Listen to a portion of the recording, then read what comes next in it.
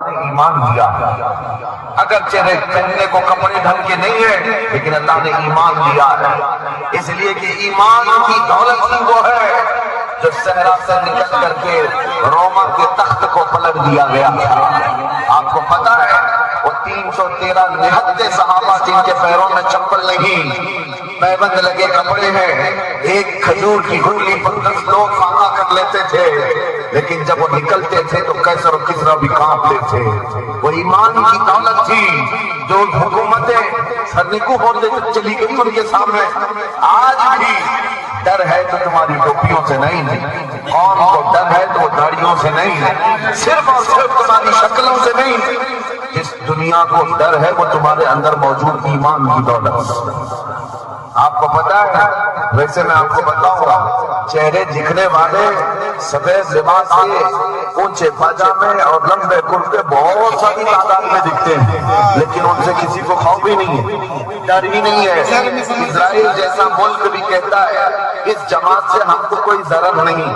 یہ چلے میں جائے، چھٹی میں جائے، کہیں پر بھی جائے، لوٹے لے کر جائے، کہیں پر بھی جائے، یہ اس جماعت سے ان کو کوئی ڈر نہیں، بے ضرر جماعت ہے۔ پتہ یہ چلا کہ ڈر کس سے ہے پھر؟ ڈر اگر ویل چیئر پر بیٹھا ہوا ایک خادم حسین لبیک کہتا ہے، یورپ کو ڈر ہے، امریکہ کو ڈر ہے۔ یہاں آپ کو ایک بات بتا رہا ہوں، یورپ کی دھرتی ہلتی ہے، پیروں سے معذور ویل چیئر پر بیٹھ کر کے بھی اگر کوئی لبیک یا رسول اللہ کہتا ہے تو ڈر اس بات کا ہے کہ ایمان ہے اس کے سینے میں، اور یہ ایمان ایسا ہے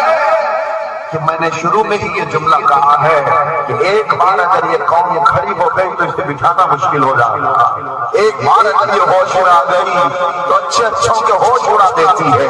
اسی لیے دنیا نے تم پر کروڑوں ڈالر خرچہ کیے کہ ان کو نشہ میں مدہوش رکھو۔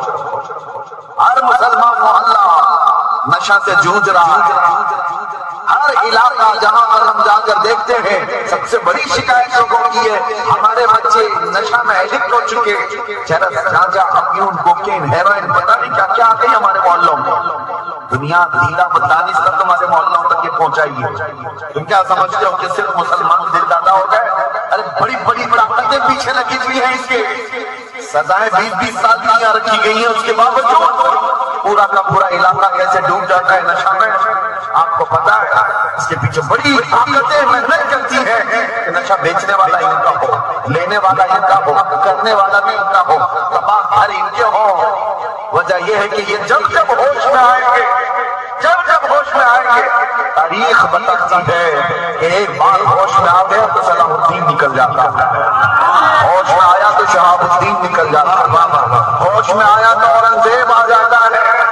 دنیا کو پتا ہے، اسی لیے اسے مدہوش رکھو، اسے نشہ میں رکھو، اسے آوارگی میں رکھو۔ آوارہ گری کرنے کے لیے کہ میں اتنے سامان مہیا کر دیے جائیں گے، اتنے سامان اتنی آسانی سے، کیوں بھائی تمہارے ہاتھ میں انٹرنیٹ دھڑا دھڑ مفت دیا جاتا ہے، کیوں تمہیں ایڈکٹ بنانے کے لیے تو کہ رات کے 2 بج رہے ہو کہ 4 بج رہے ہو ہمارا بچہ پب جی کھیلتا رہ جائے، اس کی ماں پکارتی رہ جائے، وہ گیم میں مصروف رہے، اس کی دن کے 18 گھنٹے فیس بک اور انسٹا سرچ کرنے میں لگ جائے، باقی یہ کچھ نہ کر سکے۔ آپ کیا سمجھتے ہیں چرس گانجا ہی یہ نشہ نہیں ہے؟ انٹرنیٹ بھی اپنے آپ میں ایک بہت بڑا نشہ ہے۔ جب یہ کسی سے نکال دیا جائے تو اس کے ہاتھ پیر کانپنے لگتے ہیں، تمہیں نشے میں مدہوش رکھا جاتا ہے، اس لیے کہ دنیا جانتی ہے اس کو نشہ میں رکھا، پورے عربوں کو بھی انہوں نے نشہ میں رکھا، پورے عرب کو۔ لیکن میرے عزیزوں، مجھے فخر ہے اس بات کا کہ نشہ میں آدمی جتنا بھی آ جائے